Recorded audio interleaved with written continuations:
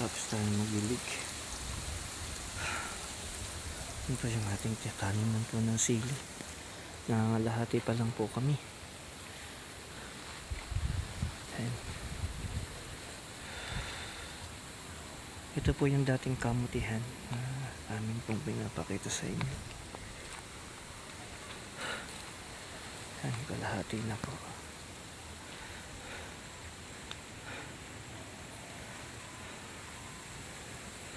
Yung silihan. Sa pagpaparming hindi talaga nakukuha po sa isang talagang pagod tsaka po tiyaga. Dahil pag walang tiyaga, hindi mabubunga ng maganda po ang ating pong sili, ang ating pananim. Sipag, tiyaga, gugugol ka talaga mo. Ganun ding alagahan niya, parang hayop din, nagkakasakit. Kailangan mong i-treat ang sakit niya, gamutin. Dahil pag hindi ka gamutin, magkakahawa-hawa po ang sakit. Kadalasan sakit niyan, pungus.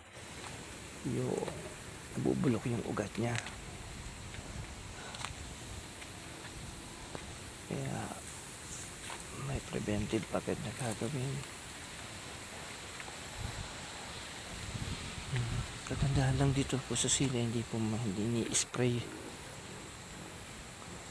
Ang tututukan mo lang siya sa fertilizer dahil kailangan magbunga ng madami.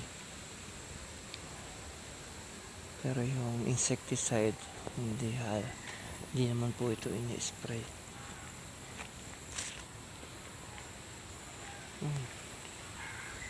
Tayo na nasa.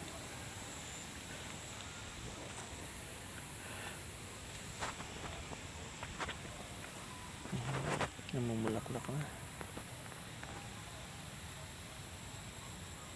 Ito yung una po naming tanim. Mga 1 month na.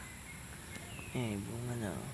Hindi na pagsabay-sabay dahil nag-harvest pa nga po tayo ng kamuting baging nung nakaraan. Sa muli. Salamat po sa pagsubaybay niyo po sa amin.